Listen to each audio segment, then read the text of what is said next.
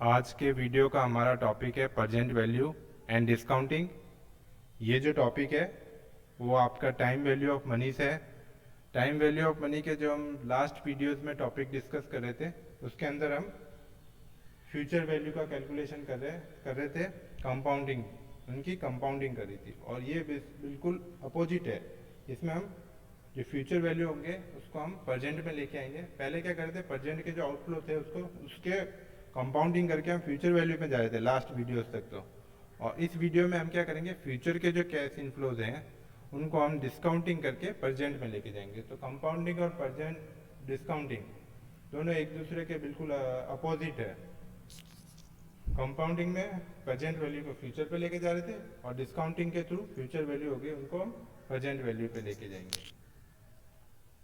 इसको रीड करते हैं। Discounting is the process exactly opposite to the that of compounding. This process try to find out the present value of ₹1 if you received or spent after any years, provide that the rate of interest R can be earned on investment. अब इसका present value and discounting का सबसे use ज़्यादा कहाँ पे है? Businesses में, financial management में सबसे ज़्यादा हमको जो नीड रहती है प्रेजेंट वैल्यू की वो उस केस में रहती है जब हम कोई प्रोजेक्ट में इन्वेस्टमेंट करते हैं। सपोज करो हम एक प्रोजेक्ट में 10 लाख रुपीस इन्वेस्ट कर रहे हैं और उसका जो प्रोजेक्ट से जो हमारा इनफ्लोज आएगा वो 5 ईयर्स तक आएगा। तो 10 लाख रुपीस का जो आउटफ्लो है वो तो आज प्रेजेंट में हो गया। अब जो हमको उससे प्रोजेक्ट से जो रेवेन्यू आएगी वो नेक्स्ट 5 ईयर्स तक आती रहेगी, एनुअली आती रहेगी। हमारा प्रोडक्शन होता रहेगा, सेल्स होती रहेगी और उससे हमको रेवेन्यू आती रहेगी। जो रेवेन्यू जो आएगी वो फ्यूचर में आएगी और आउटफ्लो जो हुआ हमारा प्रेजेंट में हो गया। तो अब जो फ्यूचर में जो हमारे एनुअली आ रहे हैं इनफ्लोज उसको हम क्या करेंगे, future value of cash inflow हो गए क्योंकि वो फ्यूचर में शिफ्ट होंगे। इनफ्लोज होंगे कहाँ से होंगे, हमारा उस प्रोजेक्ट से रेवेन्यू होगा या भी जो भी रिसिप्ट होगी, सेल्स होगी या जो भी रिसिप्ट होगी वो हमारी इनफ्लोज हो जाएगी। तो उसको क्या करना पड़ेगा, जो फ्यूचर में मिल रही है उसको डिस्काउंटिंग करना पड़ेगा क्योंकि आज की जो पैसे की वैल्यू है वो फ्यूचर में नहीं रहती। आज हमारे पास 10 लाख रुपीज़ है, उससे हम कोई घर लेना चाहते हैं तो ये थोड़ी है कि हम 5 साल बाद भी उस 10 लाख रुपीज़ से हम घर ले पाएंगे, नहीं। वो क्या होगा, घर की कॉस्ट की प्राइस हाइक हो जाएगी और हमको क्या करना पड़ेगा, ज़्यादा पे करना पड़ेगा। तो अगर फ्यूचर में कैश इनफ्लोज आ रहे हैं हमारे बिजनेस में उस प्रोजेक्ट से तो हम उसको कैसे कंपेयर कर सकते हैं। फ्यूचर में तो पैसे की वैल्यू उतनी रहेगी नहीं, जो अमाउंट है उसकी वैल्यू डाउन हो जाएगी, डिक्रीज हो जाएगी। इन्फ्लेशन के कारण हो गया या कॉस्ट बढ़ने के कारण, किसी भी कारण से हो गया कि हमारे पैसे की वैल्यू नहीं रहती है। हमने पहले ही टाइम वैल्यू ऑफ मनी में कहा था, अगर हमको कोई जब टॉपिक हमने ये डिस्कस शुरू किया था, चैप्टर शुरू किया था, उसके स्टार्टिंग में हमने डिस्कस कर लिया था कि हमको कोई पैसा आज दे रहा है या फ्यूचर में दे रहा है तो हम प्रेफरेंस क्या करेंगे कि भाई नहीं भाई, तू तो पैसा आज ही दे दे। खूब सारे फैक्टर होते हैं, रिस्क होता है, इन्वेस्टमेंट अपॉर्चुनिटी होती है, प्रेजेंट में कंजम्पशन के लिए होता है और खूब सारे फैक्टर रहते हैं और पैसे की वैल्यू भी नहीं रखती क्योंकि वैल्यू की जो मनी होती है उसकी टाइम वैल्यू होती है। तो क्या होता है, इनफ्लोज जो फ्यूचर में आ रहे हैं उसको डिस्काउंटिंग करके प्रेजेंट में लाएंगे, कंपेयर करेंगे। 10 लाख का हमने प्रोजेक्ट लिया था, उससे जो फ्यूचर के जो कैश इनफ्लो आएंगे उसको हम डिस्काउंटिंग करके लेके आएंगे प्रेजेंट वैल्यू पे और फिर उसके बाद उसका कंपेरिजन करेंगे और देखेंगे कि ये प्रोजेक्ट है जो सही है कि नहीं है, इसमें हमारा आउटफ्लो से ज़्यादा इनफ्लोज है कि नहीं है। अगर इनफ्लोज ज़्यादा आउटफ्लोज है तो प्रोजेक्ट एक्सेप्ट कर लेंगे, अदरवाइज प्रोजेक्ट को कैंसिल कर देंगे, उस प्रोजेक्ट में हम पैसा डालेंगे ही नहीं। तो ये ऐसे जो बिजनेस डिसीजन होते हैं उसके लिए टाइम वैल्यू ऑफ मनी, जो हमारे कैपिटल बजटिंग एक चैप्टर है, उसके लिए ये चैप्टर जो है टाइम वैल्यू ऑफ मनी का और ये टॉपिक ये फाउंडेशन का काम करेगा। आगे रीड करते हैं। डिस्काउंटिंग, सेकेंड पैराग्राफ है। Discounting is use to find the present value of all future cash flow at the time zero. देखिए इसका मतलब क्या, जीरो मतलब प्रेजेंट, जीरो मतलब ना तो आगे ना पीछे, जीरो मतलब जो अभी है। किसको लेके आएंगे, फ्यूचर कैश इनफ्लोज को हम अभी की वैल्यू पे लेके आएंगे so that we can compare the initial outflow with the sum of present value of future cash inflows at the given rate of interest. Rate of interest मतलब जिससे हम अपने फ्यूचर वैल्यूज को डिस्काउंट करेंगे।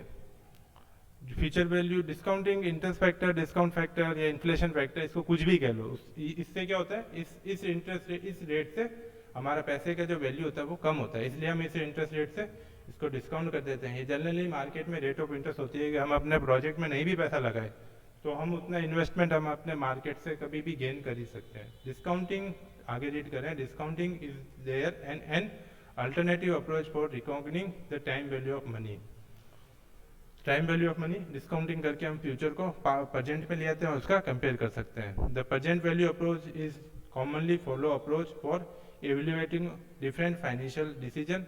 ये मैंने पहले ही बता दिया था कि फाइनेंस में कैपिटल बजटिंग या लॉन्ग टर्म इन्वेस्टमेंट से जुड़े जो प्रॉब्लम्स होती है उसको सॉल्यूशन के लिए डिस्काउंटिंग बहुत एक है ना यूजफुल टेक्निक है, टूल्स है।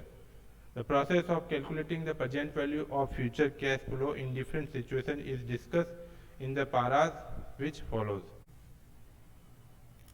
Present value of a single cash flow. Single cash flow से हमारा मतलब है कि जो हमारे प्रोजेक्ट से जो फ्यूचर के इनफ्लोज आएंगे वो एक इक्वल अमाउंट में आएंगे। पर ईयर जो हमारे इनफ्लोज आएंगे वो सेम अमाउंट के होते हैं। जनरली ऐसा होता नहीं है कि हमारा प्रोडक्शन एज इट इज़ रहे, हमारे उस प्रोजेक्ट से जो प्राइस है वो एज इट इज रहे। ऐसा होता है कि हम कोई कॉन्ट्रैक्ट कर लेंगे भाई इतने प्राइस पे इतने पे हम उसको सप्लाई करते रहेंगे, तो उस केस में तो हो सकता है हमारा इक्वल कैश इनफ्लो आए। नहीं तो अदर केस में ये थोड़ा प्रैक्टिकल नहीं है, लेकिन अगर हो सकता है मान ही लेके हमारा एग्रीमेंट किया होगा इस प्राइस पे आएंगे तो हमारे कोई एनुअली जो इनफ्लोज आएंगे वो इक्वली रहेंगे, तो उस केस में हम समझ लेते हैं। तो पहला जो फॉर्मूला ये तो हमारा सिंपल कंपाउंडिंग का था, वो है उसी फॉर्मूले से हम अपने लास्ट फॉर्मूले तक जो लास्ट फॉर्मूला हमारा होगा वहाँ तक पहुँचेंगे, और उस केस में हम क्या होगा उस फॉर्मूले को यूज़ करके प्रेजेंट वैल्यू निकालेंगे, डिस्काउंट करेंगे हमारे फ्यूचर वैल्यूज़ को। तो इसमें पहले तो हम फ्यूचर वैल्यू निकालते थे आफ्टर n ईयर्स। ये हमारी इक्वेशन है, ये हमारा पहले कंपाउंडिंग का सिंपल फॉर्मूला था। अब इसको हम क्या करेंगे, चेंज कर देंगे by dividing both side of this equation by 1 + r² and we get. तो अब क्या होगा, प्रेजेंट वैल्यू इधर आ गया और फ्यूचर वैल्यू इधर आ गया। ऐसे ऐसे हम फॉर्मूले को आगे ले जाते हमारा लास्ट में जो फॉर्मूला बनेगा the above equation can be represent in different ways. तो डेवलप होता हमारा प्रेजेंट वैल्यू निकालनी है किसकी, फ्यूचर वैल्यूज की। तो हमारा फॉर्मूला ये होगा फाइनली, फ्यूचर वैल्यू 1 और डिवाइडेड बाई ये 1 + r ब्रैकेट में, और ये जो सारी जो बड़ा ब्रैकेट है इसको n से स्क्वायर कर देंगे। तो ये हमारा फॉर्मूला बनेगा। ये फॉर्मूला होगा present value interest factor, r rate of interest और एन ये नंबर ऑफ ईयर है। तो वेयर फॉर्मूले में क्या क्या है, जो फिगर को हम देख लेते हैं। प्रेजेंट वैल्यू है present value of cash flow, future value of cash flow, rate of interest, number of years. The factor 1 divided by 1 + r, n is called the discounting factor और प्रेजेंट वैल्यू इंटरेस्ट फैक्टर। ये हमको calculation करनी है। ये जो आपको अभी थोड़ा टफ लग रहा होगा, लेकिन ये एग्जांपल करेंगे जब आपको समझ में आ जाएगा। तो इलस्ट्रेशन ले लेते हैं। Mister A is given an opportunity to receive ₹1 lakh after 2 years when he can earn interest rate of 10% annual on his investment. What is the amount which Mr. A should invest today so that he may be able to receive ₹1 lakh after 2 years? Example क्या है कि ए क्या कर रहा है, plan कर रहा है कि उसको 1 लाख रुपए की सेविंग करनी है, रेट ऑफ इंटरेस्ट 10% है। अब उसको 2 लाख रुपए तो चाहिए फ्यूचर में, तो उसके लिए क्या निकालना है, ये तो फ्यूचर का वैल्यू तो हमको दिया हुआ है। अब इसमें क्या करना है, पहले तो हम हमारा प्रेजेंट का वैल्यू दिया हुआ था कि भाई इतना पैसा है, उसको 2 लाख रुपए तक कब पहुंचेगा वो। तो पहले वाले एग्जाम्पल होते हैं कंपाउंडिंग के, तो उसमें तो क्या करते थे, हमको ऐसे पैसे देते थे कि ये इतना है, इसको इंटरेस्ट रेट ये है, तो 2 फ्यूचर वैल्यू क्या होगी। लेकिन इस एग्जांपल में क्या हुआ, हमको फ्यूचर वैल्यू तो पहले ही दे दी है कि उसके पास 1 लाख रुपए चाहिए, उसको अपॉर्चुनिटी है। तो आज उसको कितना इन्वेस्टमेंट करे, रेट ऑफ इंटरेस्ट दे रखी है, एन नंबर ऑफ ईयर दे रखा है, लेकिन इसमें प्रेजेंट वैल्यू कैलकुलेशन करनी है, फ्यूचर वैल्यू तो हमको दे रखी है। फॉर्मूला हमारा सिंपल सा है, उसमें हम पुटअप कर देंगे। फ्यूचर वैल्यू है 1 + r n, डिवाइड कर देंगे इंटरेस्ट फैक्टर जो है प्रेजेंट वैल्यू इंटरेस्ट फैक्टर्स को 1 + 0.12 को स्क्वायर कर लेंगे 2 इयर्स के लिए, और इसे इसको डिवाइड कर देंगे तो क्या आ जाएगा, हमारा वो अमाउंट प्रेजेंट वैल्यू आ जाएगा। अब हम इसको इन्वेस्टमेंट करेंगे ना 2 इयर्स के लिए, कंपाउंड करेंगे इस अमाउंट को, अगर कंपाउंड करेंगे इंटरेस्ट फैक्टर्स के साथ, कंपाउंडिंग से क्या होगा, ये 1 लाख रुपीज़ आ जाएगा। अगर इसको हम उल्टा सॉल्व करेंगे ना, अब जो हम पहले कंपाउंडिंग के एग्जाम्पल कर रहे थे, तो इस अमाउंट को करेंगे सॉल्व, तो ये हमारा कहाँ तक पहुँच जाएगा, ये फ्यूचर वैल्यू 1 लाख तक पहुँच जाएगा 2 इयर्स में 10% इंटरेस्ट के साथ। तो इसमें क्या है, इसमें हम ना उल्टा आ रहे हैं, फ्यूचर वैल्यू से प्रेजेंट वैल्यू पे आ रहे हैं, और पहले के जो एग्जाम्पल में थे हम प्रेजेंट वैल्यू से फ्यूचर वैल्यू की तरफ जाते थे। Thus, Mr. A should invest rupees 82,644.63 today, carrying interest rate of 10% per annum. वो उसको इतना पैसा इन्वेस्ट करना पड़ेगा 10% से 2 ईयर्स के लिए, so that he may be able to receive rupees 1 lakh after 2 years. अभी 82,644.63 इन्वेस्ट करेगा आज 10% इंटरेस्ट रेट पे, तो क्या होगा 2 साल बाद वो 1 लाख रुपए ले लेगा। In other words, the present value of rupees 1 lakh is received after 2 years is rupees 82,644.63। एक दूसरी तरह से क्या है, जो 1 लाख रुपए हमको फ्यूचर में 2 साल बाद मिलेंगे, उसकी आज प्रेजेंट वैल्यू अगर उसकी उस टाइम कितनी वैल्यू रह जाएगी, उसकी वैल्यू 82,000 की रह जाएगी। आज तो उसकी वैल्यू 1 लाख रुपए है, लेकिन फ्यूचर में मिलेगा ना, तो फ्यूचर के हिसाब से देखेगा हमको लेट मिलेगा, तो लेट फ्यूचर में मिलने वाला, तो फ्यूचर में उसकी वैल्यू कितनी रह जाएगी, 82,000 ही रह जाएगी, 82,644.63 ही रह जाएगी। As and today if investment opportunity are available to earn interest rate of 10% per annum. आज इसको इन्वेस्ट करेगा तो 1 लाख रुपए मिल जाएगा, और उसकी वैल्यू जो होगी आज के उस टाइम उसकी वैल्यू 82,000 जो समथिंग अप्रोक्सीमेटली जो हमने कैलकुलेट किया उतनी रह जाएगी। प्रेजेंट वैल्यू एंड डिस्काउंटिंग का अब हम सेकेंड इलस्ट्रेशन ले रहे हैं। Find out the present value of rupees 10,000 received after 10 years, hence if the discount rate is 8%। इस एग्जांपल में कह रहा है कि 10,000 रुपीज जो है उसका 10 ईयर्स बाद क्या वैल्यू रहेगा, जबकि डिस्काउंट फैक्टर या इंटरेस्ट फैक्टर 8% है। हमने time value of money chapter जब शुरू से हम डिस्कस कर रहे हैं, तो उसमें हमने कई बार डिस्कस कर लिया है कि प्रेजेंट की जो वैल्यू है वो फ्यूचर में उस अमाउंट की उतनी वैल्यू रहेगी नहीं। हमने कोई प्रॉपर्टी खरीदी है या हमारे पेरेंट्स ने हमारे कोई प्रॉपर्टी ली, आप अपने पेरेंट्स से पूछोगे कि वो 10 ईयर्स बाद पहले ली थी पास्ट में, या 15 ईयर्स पहले ली थी, तो उसकी हम प्राइस देखेंगे ना, उसकी प्राइस बहुत कम होगी प्रेजेंट के हिसाब से, हमको बहुत कम लगेगी। और प्रेजेंट में जो प्राइस होगी और जो हमने बाइंग की उसमें बहुत डिफरेंस होगा। क्यों? क्योंकि आज जो प्रेजेंट की वैल्यू है तो वो वैल्यू अमाउंट की फ्यूचर में नहीं रहेगी, है ना। आज हम अगर आज भी हम कोई प्रॉपर्टी ले और फ्यूचर में हम जाके देखें तो उसकी प्राइस बढ़ जाएगी, क्योंकि मनी की बाइंग की पावर क्या होती है, कम होती चली जाती है फ्यूचर में। वैसे ये 10,000 रुपीज़ है, इसकी हमको 10 ईयर्स बाद प्राइस पता करनी है, तो इसको क्या करेंगे, जो भी इंटरेस्ट या इन्फ्लेशन फैक्टर के दो या डिस्काउंट फैक्टर कर दो, उससे डिस्काउंट करते चले जाएंगे, और जो 10 ईयर्स बाद 10,000 की वैल्यू होगी वो ऑब्वियसली कम हो जाएगी। एग्जाम्पल हमने खूब लिए हैं, क्योंकि पैसे की फ्यूचर में वैल्यू कम हो जाती है, और हमने पहले कितने एग्जाम्पल लिए उसमें डिस्कस कर चुके हैं कि कोई हमको फ्यूचर में अमाउंट देना चाहेगा या प्रेजेंट में देना चाहेगा तो हम प्रेजेंट में लेंगे, क्योंकि बहुत सारे फैक्टर होते हैं जिससे मनी की वैल्यू नहीं होती है, मनी की टाइम वैल्यू होती है जो डिक्रीज होती चली जाती है। तो इस केस में भी एग्जाम्पल ले लेंगे, इक्वेशन से सॉल्व करेंगे, प्रेजेंट वैल्यू कैलकुलेशन करेंगे 10,000 की 10 ईयर्स के बाद। फॉर्मूला है present value is equal to future value after n years 1 plus r equation square n, ये हमारी इक्वेशन है। इसमें r 8% है, ये डिस्काउंट फैक्टर, फ्यूचर वैल्यू हमको 10,000 दिया हुआ है, और पीरियड जो है हमारा n ईयर है वो 10 ईयर्स है। अब इक्वेशन की हेल्प से इसको हम 10,000 को प्रेजेंट वैल्यू में लेके जाएंगे। जो ये फ्यूचर वैल्यू है 10 ईयर्स के बाद है, ये 10,000, इसको हम प्रेजेंट में लेके जाएंगे। इस इक्वेशन को हम सॉल्व करेंगे, 1 को डिवाइड कराएंगे 1 प्लस 0.08 से, 10 टाइम इसको ऐसे ऐसे करते रहेंगे। m और m प्लस ये जो होता है ना, ये आपके ना कैलकुलेटर में एक होता है, कैलकुलेटर आपके एग्जाम में अलाउ है, उससे आप कैलकुलेट भी कर सकते हो। जब हमारी क्लास लगेगी तो हम इसको और समझेंगे कि कैसे कैलकुलेटर की हेल्प से कर सकते हो। 1 को डिवाइड करोगे 1 प्लस 0.01 को डिवाइड करोगे 1.08 से, और जो आएगा इजिकल आप इजिकल टू दबाओगे और उसको m प्लस में कर लोगे, फिर आप उसको डिवाइड करोगे, जो अपना सॉल्यूशन आएगा उसको वापस 1.08 से डिवाइड करते जाओगे, ये 10 तक करते जाओगे और m प्लस करते जाओगे, लास्ट में m की जो टोटल ले लोगे तो आपके फिगर आ जाएगा।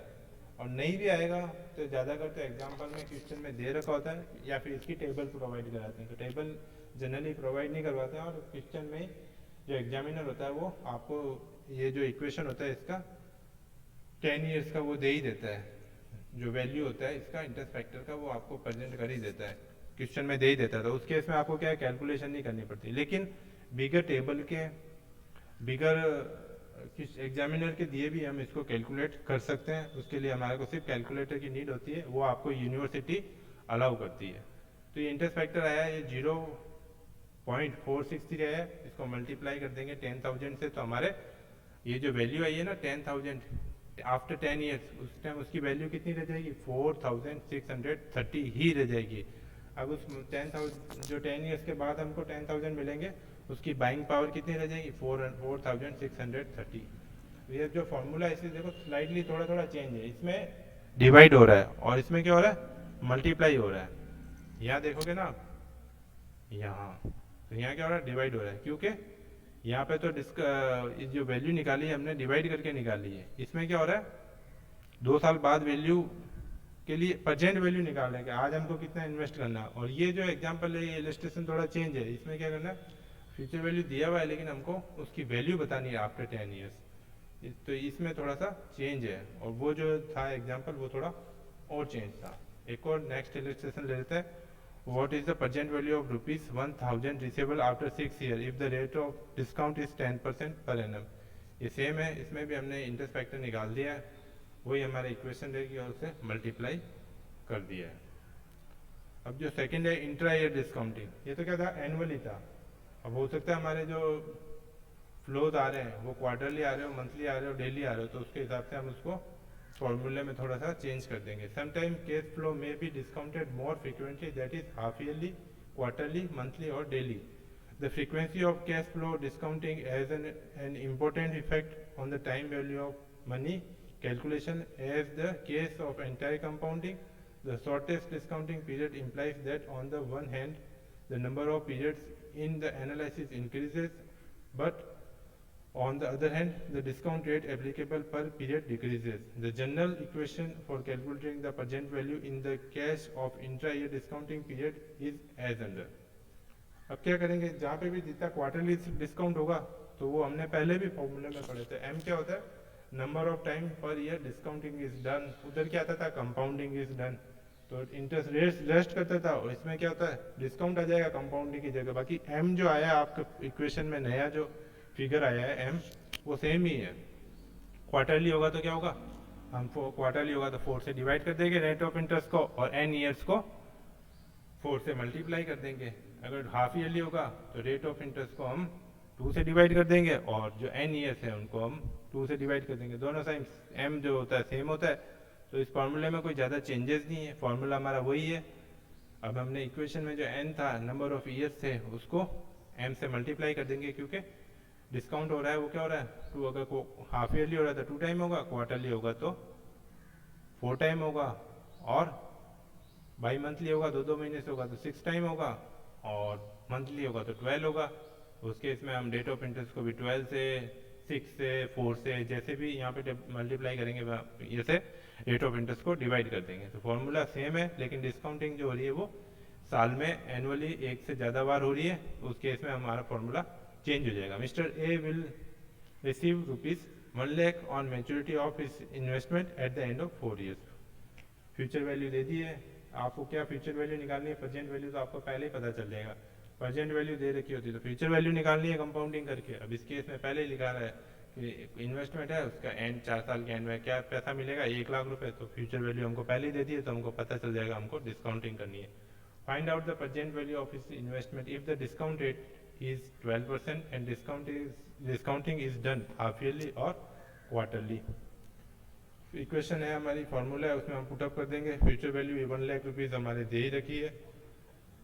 पहले जो हम ले रहे हैं वो हाफ ईयरली का ले रहे हैं, तो 1 लाख रुपीज फ्यूचर वैल्यू दे रखी है, 12% दे रखी है, और हाफ ईयरली है तो 2 बार डिस्काउंटिंग होगी, एंड 4 ईयर्स दे ही रखा है, इन्वेस्टमेंट का पीरियड 4 ईयर्स का है। फॉर्मूले में सब पुटअप कर देंगे, ये जो फॉर्मूला है इसमें सब पुटअप कर देंगे। इंटरेस्ट रेट को क्या होगा? 2 से डिवाइड कर देंगे, और एम को भी, एन को भी 2 से डिवाइड कर देंगे, तो ये 8 हो जाएगी, और ये इंटरेस्ट रेट 6% हो जाएगी। 6 हो गया, ये 8 हो गया। सॉल्यूशन किया तो इंटरेस्ट फैक्टर कितना आ गया? Discounting factor 0.627। इसको फ्यूचर वैल्यू से मल्टीप्लाई करेंगे तो प्रेजेंट वैल्यू आ जाएगी। बी ले लेते हैं, when discounting is made quarterly. कुछ नहीं करना है। अब एम है जो हमारा क्वार्टरली में 4 हो जाएगा, तो 12 को 4 से डिवाइड करेंगे तो क्या होगा?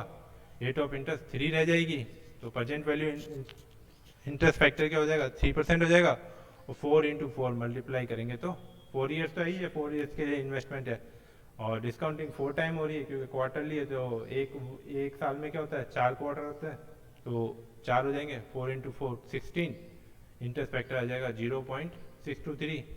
तो इस केस में क्या होगा 62,300 आ जाएगा, थोड़ा माइनर ही चेंज आएगा, 400 रुपये का चेंज आया, 400 का चेंज आया, तो कोई मेजर चेंज नहीं है। तो इसमें क्या हुआ इंटर डिस्काउंटिंग है तो फॉर्मूले में कुछ नहीं होगा, वही एम इंसर्ट हो जाएगा, जो कंपाउंडिंग में भी एम इंसर्ट हो रहा था, और एम का जो था वो क्या है number of time per year discounting is done. तो जितनी बार डिस्काउंटिंग होगी एक साल में उतने से एम को हम एन से मल्टीप्लाई कर देंगे और आर से डिवाइड कर देंगे।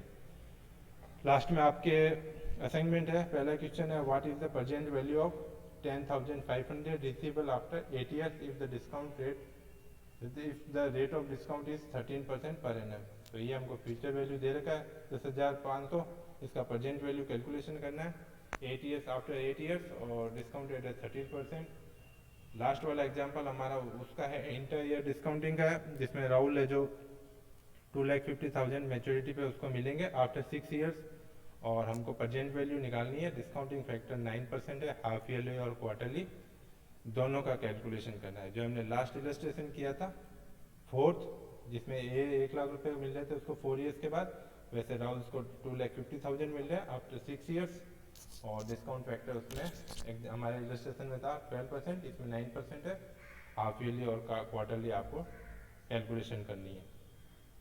Okay, thank you.